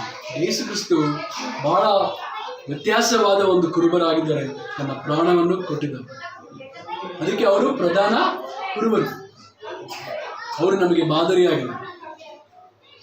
ನಾವು ಅವರ ಹೆಜ್ಜೆ ಜಾಡಿನಲ್ಲಿ ನಡೀಬೇಕು. ಓಕೆ, ಸೊ ಯೇಸು ಕ್ರಿಸ್ತು ಏನು ಹೇಳ್ತಾರೆ 15ರಲ್ಲಿ, ನಾನು ಅವರ ಹಾಗಲ್ಲ, ನಾನು ಕಳ್ಳ ಅಲ್ಲ. ಓಕೆ, ನಾನು ಕದ್ಕೊಳ್ಳೋಕೆ ಬಂದಿಲ್ಲ, ಕೊಲ್ಲೋಕೆ ಬಂದಿಲ್ಲ, ಹಾಳು ಮಾಡಕ್ಕೆ ಬಂದಿಲ್ಲ. ನಾನು ಬಂದಿರೋದು ಯಾಕೆ? ನಿಮಗೆ ಅತ್ಯುತ್ತಮವಾದ ಜೀವನವನ್ನು, ಸಮೃದ್ಧಿಯಾದ ಜೀವನವನ್ನು ತರಕ್ಕೆ. ಓಕೆ, ಸೊ ನಿಮಗೆ ಸಂತೋಷವಾದ ಜೀವನವನ್ನು ತೋರಿಸ್ಲಿಕ್ಕೆ ಅದು ನನ್ನ ಮೂಲಕ ಮಾತ್ರ ಮಾಡೋಕ್ಕೆ ಸಾಧ್ಯ. ಅದಕ್ಕೆ ಹೇಳ್ತಾರೆ ಯೇಸು ಕ್ರಿಸ್ತ, ನಾನೇ ಬಾಗಿಲು. ಓಕೆ, ಬಹಳ ಜನ ಸೈತಾನ್ ಬಹಳ ಸಮಯದಲ್ಲಿ ವಾಗ್ದಾನಗಳು ಮಾಡ್ಬೋದು. ಸೈತಾನ್ ನೀವು ಅಡ್ವರ್ಟೈಸ್ಮೆಂಟ್ಗಳೆಲ್ಲ ನೋಡ್ಬೋದು. ಅದು ಉದಾಹರಣೆಗೆ ನೀವು ಮೂವಿ ಎಲ್ಲ ನೋಡಿದ್ರೆ ಟ್ರೈಲರ್ಸ್, ಓಕೆ, ನಾವು 3 ಅವರ್ ಒಂದು ಮೂವಿ ನೋಡೋಕೆ ಹೋಗ್ತೀವಿ, ಆದರೆ ಅದರಲ್ಲಿ 1.5 ನಿಮಿಷ ಅಥವಾ 1 ನಿಮಿಷ ಒಂದು ಟ್ರೈಲರ್ ತೋರಿಸ್ತಾರೆ. ಅದು ಟ್ರೈಲರಲ್ಲಿ ಏನೆಲ್ಲ ಒಳ್ಳೇದಿದೆ ಅದನ್ನೇ ತೋರಿಸ್ತಾರೆ, ಯಾವೆಲ್ಲ ಸರಿ ಇಲ್ಲ, ಬೋರ್ ಹೊಡಿತೆ ಅದೆಲ್ಲ ತೋರಿಸ್ತಾರ. ಸೈತಾನ್ಗಳು ಹಿಂಗೇನೆ, ಸೈತಾನ ಜಾಹೀರಾತುಗಳು ಹಿಂಗೆ ಇರುತ್ತೆ. ಬಹಳ ನರಕನು ಬಹಳ ಸೂಪರ್ ಆಗಿದೆ ಅಂತ ತೋರಿಸ್ತಾರೆ ಜಾಹೀರಾತು, ಅಡ್ವರ್ಟೈಸ್ಮೆಂಟ್ ಪ್ರಕಾರ. ಬಹಳ ಜನ ಅದನ್ನ ನೋಡಿ ಆಕರ್ಷಣೆ ಹೊಂದಿ, ಸ್ವರ್ಗದಲ್ಲಿ ಬಹಳ ಬೋರ್ ಹೊಡಿತೆ, ಅಲ್ಲಿ ನೋಡಿ ಎಷ್ಟೊಂದು ಆಕರ್ಷಣೆ ಆಗಿದೆ. ಅಲ್ಲಿ ಹೋಗಿ ಸ್ವಲ್ಪ ದಿವಸ ಇರುವಾಗ ಗೊತ್ತಾಗುತ್ತೆ ಏನೋ. ಬಟ್ ಈ ಸೈತಾನ ಏನ್ ಮಾಡ್ತಾನೆ? ಸುಳ್ಳು ಹೇಳಕ್ಕೆ, ಮೋಸ ಮಾಡಕ್ಕೆ ಬರ್ತಾನೆ. ಯೇಸು ಕ್ರಿಸ್ತ ಹೇಳ್ತಾರೆ, ಸೊ ಈ ತರ ನಾನಲ್ಲ. ಸೊ ಸೈತಾನು ಬಹಳ ವಿಷಯಗಳು, ಅವನು ವಾಗ್ದಾನಗಳನ್ನು ಪ್ರಾಮಿಸ್ ಮಾಡ್ತಾನೆ. ಓಕೆ, ಬೇರೆ ಬೇರೆ ಬಾಗಿಲುಗಳು ತೆಗೆದು ತೋರಿಸ್ತಾನೆ. ನೋಡು ಈ ಬಾಗಿಲು ಹೆಂಗಿದೆ, ನೋಡಿ ಈ ತರ ಬಾಗಿಲು ಹೆಂಗಿದೆ ತೋರಿಸ್ತಾನೆ. ಆಪ್ಷನ್ಸ್, ಬೇರೆ ಬೇರೆ ಅವಕಾಶಗಳು ತೋರಿಸ್ತಾನೆ. ನೋಡಕ್ಕೆ ಬಹಳ ಚಂದ ಕಾಣುತ್ತೆ ಆ ಟೈಮಲ್ಲಿ. ಬಟ್ ಆದ್ರೆ ಸೈತಾನ್ ಆಗಲಿ ಗುರಿ ಇದ್ರೆ, ನೀನು ಹೆಂಗಾದ್ರೆ ಮಾಡಿ ಹಾಳು ಮಾಡಬೇಕು, ಅದಕ್ಕೋಸ್ಕರ ಹೆಂಗಾದ್ರೆ ಮಾಡಿ ಆಕರ್ಷಣೆ ಮಾಡಿ ಅವನ ಪಕ್ಕದಲ್ಲಿ ಕರ್ಕೊಬೇಕು ಅಂತ. ನೀವೆಲ್ಲ ಜಾರ ಬಂಡಿ ನೋಡಿದಿರಲ್ಲ, ಯಾರಾದ್ರೂ ಆಟ ಆಡಿದಿರ ಜಾರ ಬಂಡಿಲಿ? ಒಂದ್ಸರಿ ಮೇಲೆ ಹತ್ತಿ ಕುತ್ಬಿಟ್ಟು ನೀವು ಹಿಂಗ್ ಅಂದ್ಬಿಟ್ರೆ, ನೀವು ತಿರುಗಿ ಡಿಸೈಡ್ ಮಾಡಿದ್ರೆ ಮೇಲೆ ಹೋಗಕ್ಕಾಗಲ್ಲ. ಹಿಂಗ್ ಅಂದ್ಬಿಟ್ರೆ ನೀವು ಕೆಳಗಡೆ ಬೀಳಲೇಬೇಕು. ಅಂದ್ರೆ ಈಗ ಸೈತಾನ್ ಏನ್ ಮಾಡ್ತಾನೆ, ಮೇಲೆ ಕುಟ್ಟಿಸ್ಬಿಟ್ಟು ನೀವು ಹಿಂಗ್ ಅನ್ನೋ ತರ ಮಾಡ್ತಾನೆ. ಅವ್ನು ತಳ್ಳಲ್ಲ, ಬಟ್ ಹಿಂಗ್ ಅನ್ನೋ ತರ ಮಾಡ್ತಾನೆ. ನೀವು ಹಿಂಗ್ ಅಂದ್ಬಿಟ್ರೆ ಆಮೇಲೆ ಅಯ್ಯೋ ಬೀಳೋಗ, ಅಯ್ಯೋ ಬೀಳ ಅಂತ ಪಡ್ಕೊಂಡ್ರು ಯಾರೇನ್ ಮಾಡಲ್ಲ. ನೀವು ಬಿದ್ಬಿಟ್ಟು ತಿರುಗಿ ಮೇಲೆ ಬರ, ಅವಾಗಲೇ ಗೊತ್ತಾಗೋದು ನಾನು ಕೆಳಗಡೆ ಬಿದ್ದಿದ್ದೀನಿ, ಅಯ್ಯೋ ಮೋಸ ಹೋಗ್ಬಿಟ್ನಲ್ಲ. ಎಷ್ಟು ಚೆನ್ನಾಗಿ ಮಾತಾಡಿದ್ರಿ ಬ್ರದರು ಸಿಸ್ಟರು, ಆದ್ರೆ ಜೊತೆಯಲ್ಲಿದ್ದೆ ಹಳ್ಳ ತೊಳ್ಬಿಟ್ರಲ್ಲ ಅಂತ ಅನ್ಸುತ್ತಲ್ವಾ. ಸೈತಾನ್ ಈ ತರ ಕಳ್ಳ ಕದ್ಕೊಳ್ಳಕ್ಕೆ ಇರ್ತಾನೆ. ಓಕೆ, ಅವನ ಮುಖ್ಯ ಗುರಿ ನೀವು ಹಾಳಾಗ್ಬೇಕು. ಓಕೆ, ಅವಾಗ ನಾವು ನಿರಾಶೆ ಹೋಗ್ತೀವಿ, ಬಹಳ ನಿರಾಶೆ ಹೋಗ್ತೀವಿ. ಯಾಕೆ ನನ್ನ ಜೀವನ ಈ ತರ ಆಯ್ತು? ಸೊ ಯೋಚನೆ ಮಾಡಿ ನೋಡ್ರಿ, ಕೆಲವು ಸಮಯದಲ್ಲಿ ಬಾಗಿಲುಗಳು ತೆಗೆದ ಓಕೆ ಕೆಟ್ಟ ಚಿತ್ರದಲ್ಲಿ ನೋಡಿ, ಓಕೆ ನೋಡಿ ಒಳ್ಳೆ ಬ್ರ್ಯಾಂಡ್ ಬಂದಿದೆ, ವಿಸ್ಕಿ, ಬ್ರಾಂದಿ, ಸರಾಯಿ, ಓಕೆ ನೋಡು. ಓಕೆ, ಈ ಹೆಂಗ್ಸು, ಈ ಹುಡುಗಿ ನೋಡು ಬೇರೆ ಬೇರೆ ಬಾಗಿಲುಗಳು ತೆಗೆದು, ಓಕೆ ವಾಟ್ಸಪ್ ನೋಡು, ಓಕೆ ಯೂಟ್ಯೂಬ್ ನೋಡು, ಬೇರೆ ಬೇರೆ ಬಾಗಿಲುಗಳು ತೆಗಿತಾರೆ. ಅವಾಗ ನಾವೇನ್ ಮಾಡ್ತೀವಿ? ಬಾಗಿಲು ನೋಡಿದ ತಕ್ಷಣ ತೆಗಿ, ಆಮೇಲೆ ಮೇಲೆ ಕುತ್ಕೊಂಡು ಹಿಂಗಂದಿಲ್ಲ ತೆಗಿ, ಆಮೇಲೆ ಮೇಲ್ಗಡೆ ಹಿಂಗ್ ಮಾಡಿದ ತಕ್ಷಣ ನೀವು ಕೆಳಗಡೆನೆ ಅಲ್ಲಿ ಇದೆಲ್ಲ ನಾವೇ ಮಾಡೋದು. ಬೈಬಲಲ್ಲಿ ಯಾಕೋಬ್ 1ನೇ ಅಧ್ಯಾಯ 13ನೇ ವಚನದಲ್ಲಿ ಹೇಳಿದ್ರೆ, ಸೈತಾನ್ ನಿಮ್ಮನ್ನು ಪಾಪದಲ್ಲಿ ಬೀಳ್ಸಲ್ಲ, ನಿಮ್ಮ ಸ್ವಂತ ದುರಾಸೆಗಳೇ ನಿಮ್ಮನ್ನ ಪಾಪದಲ್ಲಿ ಬೀಳ್ಸೋದು. ಸೈತಾನ್ ಮೇಲೆ ನೆಪ ಹೇಳ್ಬಾರ್ದು. ಕೆಲವು ಸಮಯ ನಾವು ಡೈಲಾಗ್ ಹೊಡಿದ್ವಿ, ಇಲ್ಲ ಸೈತಾನ್ ಮಾಡ್ಬಿಟ್ಟ, ಇಲ್ಲ ನೀನೇ ಮಾಡಿದ್ದು. ನಿನ್ನ ಸ್ವಂತ ಆಸೆಗಳು ಅಲ್ಲಿ ಕರ್ಕೊಂಡೋಯ್ತು, ಎಲ್ಲಿ ಮೇಲೆ, ಆಮೇಲೆ ನೂಕಕ್ಕೆ, ಹಿಂಗ್ ಮಾಡಕ್ಕೆ. ಬಿದ್ದವನ್ ಯಾರು? ಅದಕ್ಕೆ ಬೀಳಕ್ ಕಾರಣ ಯಾರು? ಶೋಧನೆ ಮಾಡಿದೆ ಸೈತಾನ್. ಅಲ್ಲಿ ಮೇಲೆ ಹೋಗಿ ಕುತ್ಕೊಳ್ಳೋದು, ಅಲ್ಲಿ ಹಿಂಗಂತ ಅನ್ನೋದು, ಅದರಲ್ಲಿ ನೀವೇ. ಓಕೆ, ಯಾರೋ ಒಬ್ರು ಹೇಳಿದ್ರಂತೆ, ಮೇಲೆ ಹಾರಾಡುವಂತ ಪಕ್ಷಿ ನಾವು ತಡೆಯಕ್ಕಾಗಲ್ಲ. ಗುಬ್ಬಚ್ಚಿಗಳು, ಕಾಗೆಗಳು ಹಾರಾಡುತ್ತೆ ಅಲ್ವಾ, ತಡೆಯಕ್ಕಾಗತ್ತಾ? ಬಟ್ ಯಾವ್ದಾದ್ರು ಗುಬ್ಬಚ್ಚಿಗಳು ನಮ್ಮ ತಲೆಯಲ್ಲಿ ಬಂದು ಗೂಡು ಕಟ್ಟಿ ಮೊಟ್ಟೆ ಇಡೋದನ್ನ ನಾವು ತಡಿಬೋದಾ ಅಲ್ವಾ? ಅಂದ್ರೆ ಒಂದು ಪಾಪ ಮಾಡಕ್ಕೆ ಇಷ್ಟು ಟೈಮ್ ತಗೊಳುತ್ತೆ. ಅದಕ್ಕೆ ಬೈಬಲ್ ಹೇಳುತ್ತೆ, ಪಾಪವು ಆಸೆಯಿಂದ ಬಸ್ಸರಾಗುತ್ತೆ, ಅದು ಆಮೇಲೆ ಬಸ್ಸರಾಗಿ ಆಮೇಲೆ ಮಕ್ಕಳು ಹೆರುತ್ತೆ. ಅಂದ್ರೆ 9 ತಿಂಗಳು ಬೇಕಲ್ಲ ಮಗುವನ್ನ ಹಿಡಿಯಕ್ಕೆ. ಸೊ ಆ ತರ ಒಂದು ಪಾಪ ಮಾಡಕ್ಕೆ ಟೈಮ್ ತಗೊಳುತ್ತೆ. ಶೋಧನೆ, ನಿಮ್ಮ ಸ್ವಂತ ಆಸೆಗಳು, ಅದೆಲ್ಲ ಬಸ್ಸರಾಗಿ ಆಮೇಲೆ ಈ ಪಾಪ ಮಾಡ್ತೀವಿ. ಅಂದ್ರೆ ನಿಮ್ಮ ತಲೆ ಮೇಲೆ ಹೋಗೋ ಪಕ್ಷಿಗಳನ್ನ ನೀವು ತಡೆಯಕ್ಕಾಗಲ್ಲ. ಆದ್ರೆ ಪಕ್ಷಿ ನಿಮ್ಮ ತಲೆ ಮೇಲೆ ಕುತ್ಕೊಂಡು ಗೂಡು ಕಟ್ಟಿ ಮೊಟ್ಟೆ ಬಿಡೋರ್ನ ಖಂಡಿತ ಅಡಿಬೋದ ಅಲ್ವಾ? ಗೂಡು ಕಟ್ಟಿ ಮೊಟ್ಟೆ ಬಿಡೋರು ಏನ್ ಮಾಡ್ತಾ ಇದ್ರಿ? ಸೀರಿಯಲ್ ನೋಡ್ತಾ ಇದ್ರಿ ಏನೋ. It's important right? ಬಹಳ ಸಮಯದಲ್ಲಿ ನಾವು ಮೋಸ ಹೋಗ್ತೀವಿ, ಡಿಸಪಾಯಿಂಟ್ ಆಗ್ತೀವಿ. ಬಹಳ ಬಾಗಿಲುಗಳು ನಾವು ತೆರೆಯುವಾಗ ಶೋಧನೆ ಹೋಗ್ತೀವಿ. ಆದರೆ ನೀವು ನಿಮಗೆ ಗೊತ್ತಾಗಬೇಕು ಅಂತ ಅನಿಸುವಾಗ ಈಗಾಗಲೇ ಕೆಳಗಡೆ ಬಿದ್ದಿರ್ತೀವಿ, ಏನು ಮಾಡಬೇಕು. ಓಕೆ, ಸೊ ಹೋಗಿನ ಮುಂಚೆನೆ ನೀವು ಎಚ್ಚರವಾಗಿರ್ಬೇಕು. ಸೊ ಯೇಸು ಕ್ರಿಸ್ತನಲ್ಲಿ ನಾನೇ ಒಳ್ಳೆ ಕುರುಬ.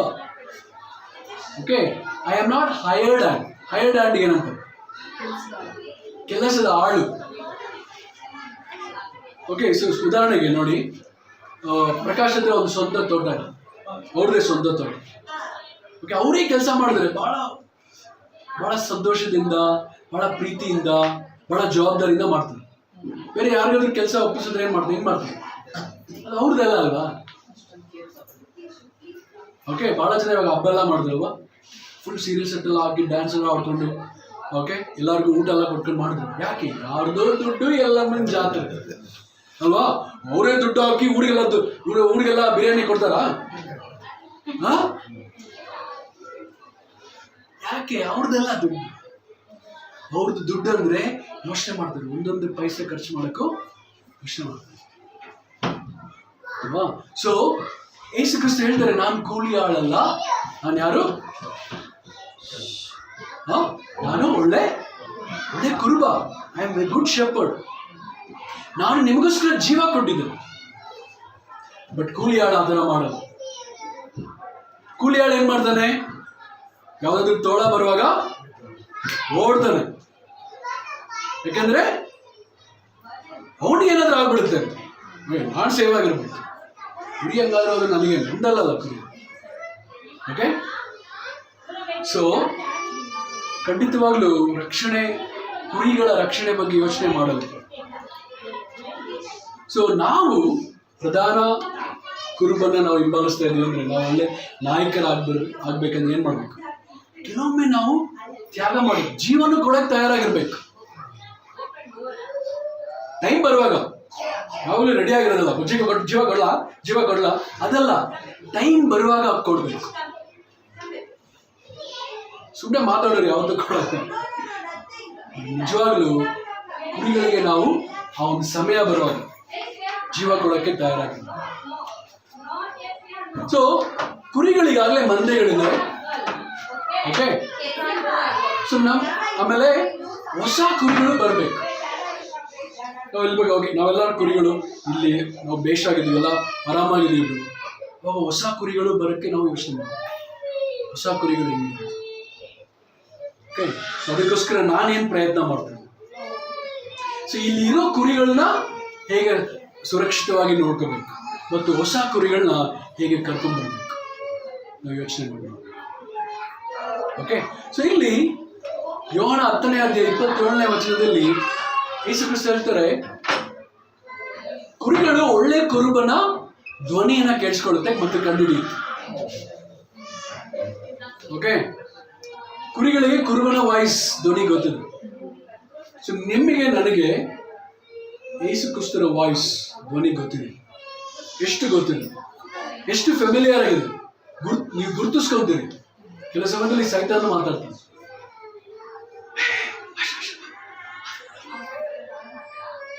ಯೇಸು ಕ್ರಿಸ್ತನ ಇದು ಮಾಡು. ಯಾರ ಧ್ವನಿ ನಿಮಗೆ ಪರಿಚಯ ಇದೆ? ಯಾವಾಗ ನೀವು ಬೈಬಲ್ ಓದ್ತಾ ಇದ್ರೆ ನಿಮ್ಗೆ ಗೊತ್ತಾಗುತ್ತೆ ಯಾರ ಧ್ವನಿಯಿಂದ ನಿಮ್ಗೆ ಕರೆಕ್ಟಾಗಿ ಕಂಡುಹಿಡಿತೀವಿ. ಬೈಬಲೇ ಓದಲ್ಲ, ಯಾವಾಗಲೂ ಸೀರಿಯಲ್ ನೋಡ್ತಾ ಇದೀವಿ. ಯಾವಾಗಾದ್ರೂ ಒಂದ್ಸರಿ ಬೈಬಲ್ ಓದ್ತೀರಿ ಅಂದ್ರೆ ಯಾರ ಧ್ವನಿ ಬಹಳ ಕೇಳ್ತಾ ಇದ್ದೀರಿ, ಅವಾಗ ನಿಮ್ಗೆ ಯೇಸು ಕ್ರಿಸ್ತನ ಧ್ವನಿ ಗುರ್ತಿಡಿಯಕ್ಕೆ ಕಷ್ಟ ಆಗುತ್ತೆ. ಓಕೆ, ಯೇಸು ಕ್ರಿಸ್ತರು ಓಕೆ ನಿಮ್ಗೆ ಪರಿಚಯ ಇದ್ದಾರ, ಅವ್ರ ಧ್ವನಿ ನಿಮಗೆ ಗೊತ್ತಿದೆಯಾ? ಓಕೆ, ನಾವು ಎಷ್ಟೊಂದು ಕೇಳಿಸ್ಕೊಂತೀವೋ ಅಷ್ಟು ನಮಗೆ ಗೊತ್ತಿಲ್ಲ. ಓಕೆ, ಸೊ ನಾವು ಬಹಳ ಜನ ಮಾತಾಡ್ತಾ ಇರ್ತಾರೆ, ಬಹಳ ಧ್ವನಿಗಳು ನಮ್ಮ ಕಿವಿಗಳಲ್ಲಿ ಕೇಳಿಸ್ತಾನೆ ಇದೆ. ಬಟ್ ನಮಗೆ ಗೊತ್ತಿದೆಯಾ ಯಾರು ಒಳ್ಳೆಯ ಕುರುಬ ಅಂತ? ಸೊ 3 ವಿಷಯಗಳು ನಾವು ಇವತ್ತು ಕಲ್ತೀವಿ. ಮೊದಲನೇದು, ಯೇಸು ಕ್ರಿಸ್ತು ನಿಜವಾದ ಬಾಗಿಲು. ಅವ್ರನ್ನ ನಾವು ಹಿಂಬಾಲಿಸ್ತಾ ಇದ್ದೀವಿ, ಅವರಿಗೆ ಮೊದಲ ಸ್ಥಾನ ಕೊಡ್ತಾ ಇದ್ದೀವಿ. ಸೊ ಯೇಸು ಕ್ರಿಸ್ತರು ಒಳ್ಳೆ ಕುರುಬರು. ಓಕೆ, ನಾವು ಅವರ ಹಾಗೆ ಒಳ್ಳೆ ಕುರುಬನಾಗಿದ್ದೀವಿ. 3ನೇದು, ಯೇಸು ಕ್ರಿಸ್ತರು ಅವರ ಧ್ವನಿ ನಮಗೆ ಕೇಳಿಸ್ತಾ ಇದೆ, ಅಥವಾ ನಾವು ಕನ್ಫ್ಯೂಸ್ ಆಗಿದ್ದೀವಿ, ಯಾರ ಧ್ವನಿ ಅಂತ ನಮ್ಗೆ ಗೊತ್ತಾಗ್ತಾ ಇಲ್ಲ. ಸೊ ಈ ವಿಷಯಗಳು ನಾವು ಯೋಚನೆ ಮಾಡಬೇಕು, ನಾವು ಕಂಡುಹಿಡಿಬೇಕು. ಓಕೆ, ಖಂಡಿತವಾಗ್ಲೂ ದೇವರು ನಮಗೆ ಸಮೃದ್ಧಿಯಾದ ಜೀವನ ಕೊಡೋಕ್ಕೆ ಕರೆದಿದ್ದಾರೆ, ಕೊಟ್ಟೇ ಕೊಡ್ತಾರೆ. ನೀವು ಕೊನೆಯವರೆಗೂ ನಿಂತ್ಕೋಬೇಕು. ಧನ್ಯವಾದ. ಈ ಸಮಯದಲ್ಲಿ ನಾವು ಒಂದು ವಾಕ್ಯವನ್ನು ನೋಡೋಣ. ಗಲಾತ್ಯದವರಿಗೆ 6ನೇ ಅಧ್ಯಾಯ 1ನೇ ವಚನ. ಸಹೋದರರೇ, ನಿಮ್ಮಲ್ಲಿ ಯಾವನಾದರೂ ಯಾವುದೋ ಒಂದು ದೋಷದಲ್ಲಿ ಸಿಕ್ಕಿದರೆ ಅಂಥವನನ್ನು ಆತ್ಮನಿಂದ ನಡೆಸಿಕೊಳ್ಳುವ ನೀವು ಶಾಂತ ಭಾವದಿಂದ ತಿದ್ದಿ ಸರಿ ಮಾಡಿರಿ. ನೀನಾದರೂ ದುಷ್ಪ್ರೇರಣೆಗೆ ಒಳಗಾಗದಂತೆ ನಿನ್ನ ವಿಷಯದಲ್ಲಿ ಎಚ್ಚರಿಕೆಯಾಗಿರಿ. ಇಲ್ಲಿ ವಾಕ್ಯ ಹೇಳ್ತಾ ಇದೆ, ಸಹೋದರರೇ, ನಿಮ್ಮಲ್ಲಿ ಯಾರಾದರೂ ಯಾವುದೇ ಒಂದು ದೋಷದಲ್ಲಿ ಸಿಕ್ಕಿದರೆ, ಏಮೇನ್ ನಾವು ಅನ್ಕೊಂತಿರ್ತೀವಿ, ಅವ ಸಿಗಲಿ ನನ್ನ ಕೈಯಾಗ, ಈ ಥರ ಭಾಳ ಸರ ಅನ್ಕೊಂತೀವಿ. ಯಾವ್ದಾರ ಒಂದು ಸಿಗಲಿ, ಅವ್ರು ಎಲ್ಲಿ ಸಿಕ್ಬಿಡ್ತೀವಿ? ಕಣ್ಣಾಗ ನೋಡಿದ್ರಿಂದ. ಏಮೇನ್. ಆದರೆ ಇಲ್ಲಿ ನಾವು ನೋಡ್ತೀವಿ, ಯೇಸು ಕ್ರಿಸ್ತರು ಕೂಡ ಅವ್ರನ್ನ ಏನಾದರೂ ಒಂದು ದೋಷ ಸಿಕ್ಕಿಸ್ಬೇಕಾಗಿತ್ತು. ಯಾರು? ಆವಾಗಿಲ್ಲ ಫರಿಸಾಯರು, ಯಾಜಕರು, ಮಹಾಯಾಜಕರು ಯೇಸು ಕ್ರಿಸ್ತನಲ್ಲಿ ಮಿಸ್ಟೇಕ್ ಹುಡುಕ್ತಾ ಇದ್ರು, ತಪ್ಪುಗಳನ್ನು ಹುಡುಕ್ತಾ ಇದ್ರು. ಇವ್ರನ್ನ ಯಾವ ವಿಷಯದಲ್ಲಿ ಹಿಡ್ಕೋಬೇಕು, ಏನು ದೇವ ದೂಷಣೆ ಮಾತಾಡ್ತಾರೆ ಇವರು, ಏನಾದರೂ ಒಂದು ಮಾತು ಮಾತಾಡಿದ್ರೆ ಸಾಕು ಇವ್ರನ್ನ ನಾವು ತಪ್ಪಿಗಸ್ತರನ್ನಾಗಿ ಮಾಡ್ತೀವಿ. ಆಮೇಲೆ ಇಲ್ಲಿ ಕೂಡ ವಾಕ್ಯ ಹೇಳ್ತಾ ಇದೆ, ನಿಮ್ಮಲ್ಲಿ ಇಲ್ಲಿ ಸಹೋದರರೇ, ನಿಮ್ಮಲ್ಲಿ ಯಾರಾದರೂ ಯಾವುದೇ ಒಂದು ದೋಷದಲ್ಲಿ ಸಿಕ್ಕಿದರೆ ಅಂಥವನನ್ನು ಆತ್ಮನಿಂದ ನಡೆಸಿಕೊಳ್ಳುವ ನೀವು ಶಾಂತ ಭಾವದಿಂದ ತಿದ್ದಿ ಸರಿ ಮಾಡಿರಿ. ಇಲ್ಲಿ ನಾವು ನೋಡ್ತಾ ಇದ್ವಿ, ಯೇಸು ಕ್ರಿಸ್ತರನ್ನ ಹೇಳ್ತಾ ಇದ್ದಾರ ಪಿಲಾತನ ಮುಂದೆ, ಯಹೂದ್ಯರ ಅರಸನಾಗಿರುವಂತ ಈತನನ್ನು ನಾನು ಏನ್ ಮಾಡ್ಲಿ ಅಂದಾಗ ಅವ್ರು ಹೇಳ್ತಾರೆ, ಎಲ್ಲರೂ ಶಿಲುಬೆಗೆ ಹಾಕಿಸು, ಶಿಲುಬೆಗೆ ಹಾಕಿಸು ಅಂತ ಹೇಳಿದ್ರು. ಆಮೆನ್. ಅಂದ್ರೆ ಅವರು ಆ ಒಂದು ದೇವಾಲಯವನ್ನು 3 ದಿನ ಕೆಳಗೆ ಕಟ್ಟಿ ತಮ್ಮ ದೇಹದ ಮರಣದಿಂದ ಎದ್ದು ಬರುವಂತ ಮಾತಾಡಿದ್ರು. ಇವರು ಅದನ್ನ ತಪ್ಪಾಗಿ ತಿಳ್ಕೊಂಡ್ರು. ಹೌದು, ಒಂದು ದೋಷವಿತ್ತು, ಒಂದು ಅಪರಾಧವಿತ್ತು. ಅದು ಎಲ್ಲರ ನಮ್ಮ ದೋಷ ಅಪರಾಧಗಳಿಗಾಗಿ ಅವರು ಶಿಲುಬೆ ಮರಣವನ್ನು ಹೊಂದಿದ್ರು. ಇಲ್ಲೇ ಈ ದೋಷ ಅಂದ್ರೆ ಏನು? ಯಾವುದೇ ಒಂದು ದೋಷದಲ್ಲಿ ಸಿಕ್ಕಿದರೆ, ನಾವೆಲ್ಲ ಸಿಕ್ಕಿದ್ದೀವಿ.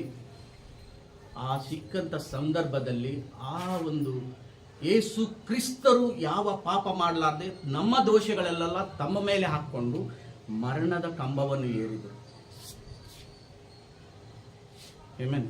ಇವತ್ತಿನ ದಿವಸ ನಾವೆಲ್ಲ ನಿರಪರಾಧಿಗಳಾಗಿದ್ದೀವಿ, ಆದರೆ ಆತನನ್ನು ಅಪರಾಧ ಸ್ಥಾನದಲ್ಲಿ ನಿಲ್ಲಿಸಿದ್ದೀವಿ.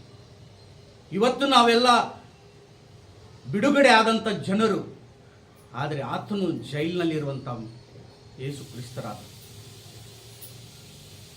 ಆಮೆನ್. ಇಲ್ಲಿ ಯಾರ ತಪ್ಪುಗಳನ್ನು ಯಾರ ಮೇಲೆ ತಗೊಳಕ್ಕಾಗುದಿಲ್ಲ, ಆದರೆ ಇಲ್ಲಿ ದೇವರಾಗಿರುವಂಥ ಯೇಸು ಕ್ರಿಸ್ತರು ತನ್ನ ಮೇಲೆ ತಗೊಂಡ್ರು ನಮ್ಮ ತಪ್ಪುಗಳು, ನಮ್ಮ ಅಪರಾಧಗಳು. ಇವತ್ತಿನ ದಿವಸ ನಾವು ಹೇಗಿದ್ದೀವಿ? ಯಾರಾದರೂ ಸಿಕ್ಕರೆ ನಾವು ಹೇಗಿರ್ತೀವಿ? ಯೇಸು ಅದೇ ತರ ಪರಿಸರ ತರ ಅವನ್ನ ಹಿಡ್ಕೊಂತೀವ? ಅವನು ಕ್ಷಮಿಸ್ತೀವ? ಯೇಸುಗೆ ಒಂದೇಳೆ ಯೇಸು ಬಂದ್ರೆ ನಾವು ಯೇಸು ಬಂದ್ರು ನಾವು ಯೇಸುಗೆ ನಾವು ಅದೇ ತರ ನನ್ನ ಸಹೋದರ ಸಹೋದರಿಯರಲ್ಲಿ ಯೇಸುನ ಕಾಣ್ತೀವ ಇವತ್ತಿನ ದಿವಸ? ಅಥವಾ ನಾವು ಪರಿಸರ ತರ ಯಾಜಕರ ತರ ಇದೀವ? ಯೋಚಿಸ್ಕೊಳ್ಳಿ. ಸಿಗಲಿ ಅವನು, ಮಳೆ ಹೊಡಿತೀನಿ ಅವನು, ಮುಳ್ಳಿನ ಕಿರೀಟ ಹಿಡಿತೀನಿ ಅವನು, ಥೂ ಅಂತ ಹೋಗಿತ್ತೀವಿ. ಇವತ್ತಿನ ದಿವಸ ನಮ್ಮ ಹೃದಯ ಹೇಗಿದೆ? ದೋಷದಿಂದ ತುಂಬಿದೆಯಾ ಅಥವಾ ನಿರ್ದೋಷದಿಂದ ಇದೆಯಾ ನಮ್ಮ ಹೃದಯ? ಯೋಚಿಸ್ಕೊಳ್ಳಿ ಸಹೋದರ. ಇವತ್ತು ನಿಜವಾಗ್ಲೂ ನಾವು ಗ್ರೇಟ್ಫುಲ್ ಆಗಿ ಶಿಲುಬೆಗೆ ಮರಣಕ್ಕೆ ಕೃತಜ್ಞತರಾಗಿರ್ಬೇಕಂದ್ರೆ ನಾವು ಪ್ರತಿಯೊಬ್ಬರನ್ನ ಕ್ಷಮಿಸಬೇಕಾಗಿದೆ. ಶಿಲುಬೆಯ ಮರಣ ಸಾರ್ಥಕತೆ ಎಲ್ಲಿದೆ ಅಂದ್ರೆ ನಾವು ಕ್ಷಮಿಸೋದ್ರಲ್ಲಿ. ಯೇಸು ಕ್ರಿಸ್ತರು ನನ್ನ ಪ್ರೀತಿ ಮಾಡಬೇಡ್ರಪ್ಪ, ನನಗೆ ಬಟ್ಟೆ ಕೊಡಿಸ್ಬೇಡ್ರಪ್ಪ, ನಿನ್ನ ಸಹೋದರ ಸಹೋದರಿಯರಿದ್ದಾರಲ್ಲ ಅವ್ರಿಗೆ ಕೊಡ್ರಿ, ನನಗೆ ಮಾಡಬೇಡ್ರಿ. ನೀವು ನಿನ್ನ ಸಹೋದರ ಸಹೋದರಿ ನಾನು ಕ್ಷಮಿಸ್ತಾ ಇದೆಯಾ? ಪ್ರೀತಿ ಮಾಡ್ತಾ ಇದೆಯಾ? ಆಮೆನ್. ತುಂಬ ಮುಖ್ಯ. ಇವತ್ತಿನ ದಿವಸ ನಾವು ಹೇಗಿದ್ದೀವಿ? ಯೇಸು ಕ್ರಿಸ್ತರನ್ನ ಹಿಂಬಾಲಕರಾಗಿ ನಾವು ಹೇಗಿದ್ದೀವಿ? ಆಮೆನ್. ಸಮಯದಲ್ಲಿ ನಾವು ನಿರ್ಧಾರ ಮಾಡೋಣ. ನಾವು ಯಾವುದೇ ಒಂದು ದೋಷದಲ್ಲಿ ಸಿಕ್ಕಿದರೆ ಅಂಥವನನ್ನು ಶಾಂತ ಭಾವದಿಂದ ತಿದ್ದಿ ಸರಿ ಮಾಡ್ತಾ ಇದ್ದೀವಿ. ನನಗೆ ಈ ವಾಕ್ಯ ಭಾಳ ಕನ್ವಿಕ್ಟ್ ಆಗುತ್ತೆ. ನಾನು ಬಡ ಮಾತಾಡ್ತಾ ಇದ್ದೆ, ಈ ವಾಕ್ಯ ನನ್ನನ್ನು ಲಗಾಮ್ ಹಾಕ್ತು. ನಾವು ಮಾತಾಡಬಾರ್ದು. ನನ್ನ ಹೃದಯದಲ್ಲಿ ನಾನು ಶಾಂತನಾಗಿದ್ದೀನ. ಆಮೆನ್. ಇವತ್ತು ನಿಮಗೆ ಲಗಾಮ್ ಹಾಕಬೇಕಾಗಿದೆ ದೇವರ ವಾಕ್ಯ. ಆಮೆನ್. ಅದಕ್ಕಾಗಿ ನಾನು ಹೇಳ್ತೀನಿ, ನಿಮಗೆ ಬಹಳ ಮುಖ್ಯವಾಗಿ ಬೇಡ್ಕೊಳ್ಳೋದೇನೆಂದರೆ, ನಾವು ಯೇಸು ಕ್ರಿಸ್ತರ ಹಿಂಬಾಲಕರಾದ ಮೇಲೆ ನಾವು ಇವತ್ತು ಅವ್ರನ್ನ ಅರ್ಥ ಮಾಡಿಕೊಂಡು, ಅವ್ರ ಶಿಲುಬೆ ಮರಣವನ್ನು ಅರ್ಥ ಮಾಡಿಕೊಂಡು ಇನ್ನೊಬ್ಬರನ್ನ ನಾವು ಪ್ರೀತಿ ಮಾಡೋದು, ಕ್ಷಮಿಸೋದು ತುಂಬ ಮುಖ್ಯ. ಆಮೆನ್. ಯಾಕಂದರೆ ಯೇಸು ಕ್ರಿಸ್ತರು ನಮ್ಮನ್ನು ಎಲ್ಲ ಎಂತಿಂಥ ಪಾಪಗಳು ಕ್ಷಮಿಸಿದ್ದಾರೆ ಅಂದರೆ,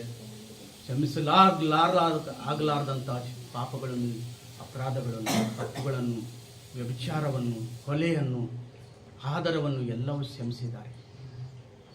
ಇವತ್ತು ನಾವು ತುಂಬ ಭಾಳ ದೊಡ್ಡ ಸಿನ್ನರ್ಗಳಾಗಿದ್ದೀವಿ. ಆಮೆನ್. ಅಂಥ ಸಿನ್ನನ್ನು ಕ್ಷಮಿಸಿದವರು ಯೇಸು ಕ್ರಿಸ್ತರು. ಆಮೆನ್. ಅದಕ್ಕಾಗಿ ಇವತ್ತು ನಿರ್ಧಾರ ಮಾಡೋಣ. ನಾವು ಅವರು ದೇಹವನ್ನು ಸೂಚಿಸುವಂಥ ರೊಟ್ಟಿಗಾಗಿ, ಅವರ ರಕ್ತವನ್ನು ಸೂಚಿಸುವಂಥ ದ್ರಾಕ್ಷರಸಕ್ಕಾಗಿ ನಾವು ಪ್ರಾರ್ಥಿಸೋಣ. ನಾನು ರೊಟ್ಟಿಗಾಗಿ ಪ್ರಾರ್ಥಿಸ್ತೀನಿ, ಇವರು ನಮ್ಮ ಹೆಂಡತಿ ದ್ರಾಕ್ಷರಸಕ್ಕಾಗಿ ಪ್ರಾರ್ಥನೆ ಮಾಡೋಣ. ಸರ್ವಶಕ್ತರಾಗಿರುವ ದೇವರೇ, ನಿಜವಾಗಲೂ ನಾವು ಯಾರನ್ನು ನಮಗೆ ಕೈಯಾಗಿ ಸಿಗಲಿ ನಾವು ಮಾಡ್ತೀವಿ ಅಂತ ಭಾಳ ಸರ ಮನಸ್ಸಿನಲ್ಲಿ ಹಾಗೆ ಇಟ್ಕೊಂಡಿರ್ತೀವಿ. ಭಾಳ ಸರ ದೇವರೇ ಒಳಗಡೆನೇ ಇಟ್ಕೊತೀವಿ ದೇವರೇ. ಆ ಸಂದರ್ಭ ಸಿಕ್ಕಾಗ ಅದನ್ನು ತೀರಿಸ್ಕೊತೀವಿ ದೇವರೇ. ಆ ಥರ ಇರಬಾರ್ದು ದೇವ್ರೆ. ಆ ಥರ ಇರಬೇಕಂತ ನೀನು ಇವತ್ತು ನಮಗೆ ಶಿಲುಬೆ ಮರಣದಲ್ಲಿ ತೋರಿಸಿಲ್ಲ. ಜನರ ಥರ ಇರಬೇಡ್ರಿ, ನೀವು ನಂತರ ಇರ್ರಿ, ನಂತರ ಜೀವನ ಮಾಡಿ ಅಂತ ಹೇಳಿ ಮಾದರಿಯನ್ನು ತೋರಿಸಿ ಹೋದ್ರೆ. ಶಿಲುಬೆ ಮರಣದಲ್ಲಿ ನಿಮಗೆ ಎತ್ತು ಅಂತ ಹೋಗಿದ್ರು, ಮಳೆ ಹೊಡೆದು ತುಂಬ ಸಮಯದಲ್ಲಿ ದೇವರೇ ನಾವು ನಿಮಗೆ ನೋವು ಕೊಟ್ಟಿದ್ದೀವಿ. ಕ್ಷಮಿಸಿ, ನಾವು ಮಾಡುವ ದೋಷಗಳನ್ನು ನಿನ್ನ ಮೇಲೆ ಹೊತ್ತುಕೊಂಡು ಮರಣದ ಕಂಬವನ್ನು ಏರಿದ್ವಿ. ನಿಮ್ಮ ಬಾಸುಂಡಿಗಳಿಂದ ನಮಗೆ ಗುಣವಾಯಿತು. ಭಾಳ ಸ್ತೋತ್ರ. ನಿಮ್ಮ ದೇಹವನ್ನು ಸೂಚಿಸುವಂಥ ಈ ರೊಟ್ಟಿಗಾಗಿ ಭಾಳ ಸ್ತೋತ್ರ ಹೇಳ್ತಾ ಈ ಪ್ರಾರ್ಥನೆಯನ್ನು ಯೇಸು ನಾಮದಲ್ಲಿ ಬೇಡಿದ್ದು ತಂದೆ, ಆಮೇಲೆ. ಪ್ರೀತಿ ಸ್ವರೂಪನಾದ ನನ್ನ ತಂದೆ ದೇವರೇ, ಈ ಸಮಯ ಕೊಟ್ಟಿದ್ದಕ್ಕಾಗಿ ನಿಮಗೆ ಸ್ತೋತ್ರ ಹೇಳ್ತೀನಿ ತಂದೆ. ದೇವರೇ, ನಮಗೋಸ್ಕರ ತಂದೆ ನಿಮ್ಮೊಬ್ಬನ ಮಗನಾದ ಯೇಸು ಕ್ರಿಸ್ತನ ಕೊಟ್ಟಿದ್ದಕ್ಕಾಗಿ ನಿಮಗೆ ಸ್ತೋತ್ರ ಹೇಳ್ತೀನಿ ತಂದೆ. ಯೇಸು ಕ್ರಿಸ್ತರ ಒಂದು ರಕ್ತದ ಮೂಲಕ ದೇವರೇ ನಮ್ಮ ದೋಷ ಅಪರಾಧಗಳನ್ನು ಹರಿದು ತಂದೆ ಯೇಸು ಕ್ರಿಸ್ತರ ಶುದ್ಧವಾದ ರಕ್ತದಿಂದ ದೇವರೇ ನಮ್ಮನ್ನು ತೊಳೆದು ಶುದ್ಧಪಡಿಸಿದ್ದಕ್ಕಾಗಿ ನಿಮಗೆ ಸ್ತೋತ್ರ ಹೇಳ್ತೀನಿ ತಂದೆ. ಯೇಸು ಕ್ರಿಸ್ತರ ರಕ್ತವನ್ನು ಕೊಟ್ಟಿದ್ದಕ್ಕಾಗಿ ನಿಮಗೆ ಸ್ತೋತ್ರ ಹೇಳಿ, ಈ ಒಂದು ಅದ್ಭುತವಾದ ಅವಕಾಶವನ್ನು ಕೊಟ್ಟಿದ್ದಕ್ಕಾಗಿ ಸ್ತೋತ್ರ ಹೇಳಿ ಯೇಸು ಕ್ರಿಸ್ತ ನಾಮದಲ್ಲಿ ಬೇಡುತ್ತೇನೆ.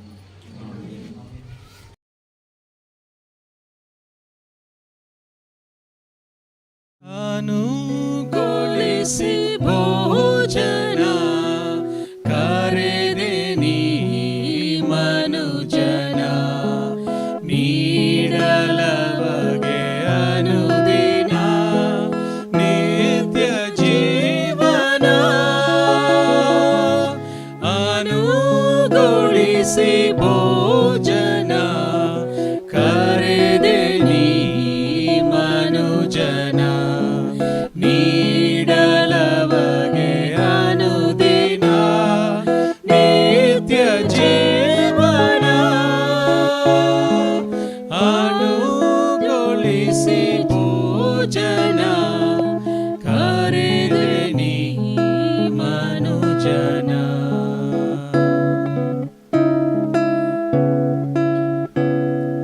ಪಾಪಿ ಮನುಜ ತನುವನು ಕತ್ತಲು ತುಂಬಿಹ ಮನವನು, ಪಾಪಿ ಮನುಜ ತನುವನು ಕತ್ತಲು ತುಂಬಿಹ ಮನವನು, ಸೆಳೆದೆ ಆಶ ಪಾಶದಿಂ ಕಳೆದೆ ಪಾಪ ದೋಷವಂ, ಪಾಪ ದೋಷವಂ. ಅನುಗೊಳಿಸಿ ಭೋಜನ ಕರೆದೆ ನೀ ಮನುಜನ.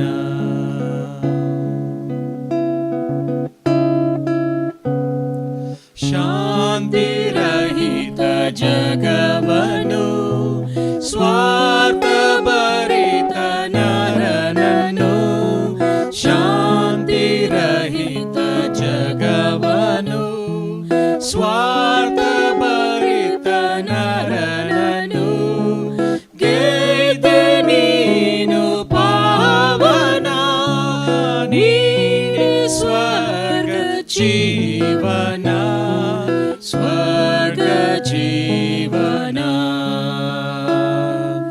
ಅನುಗೊಳಿಸಿ ಭೋಜನ ಕರೆದೆ ನೀ ಮನುಜನ.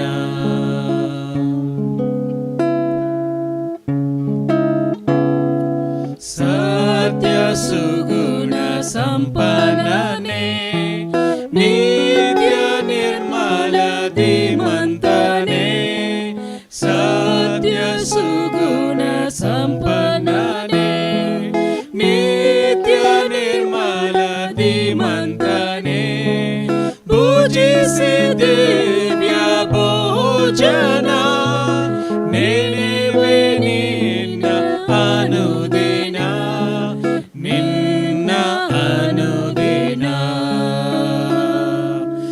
ಅನುಗೊಳಿಸಿ ಭೋಜನ ಕರೆದೆ ನೀ ಮನುಜನ, ನೀಡಲವಗೆ ಅನುದಿನ ನಿತ್ಯ ಜೀವನ.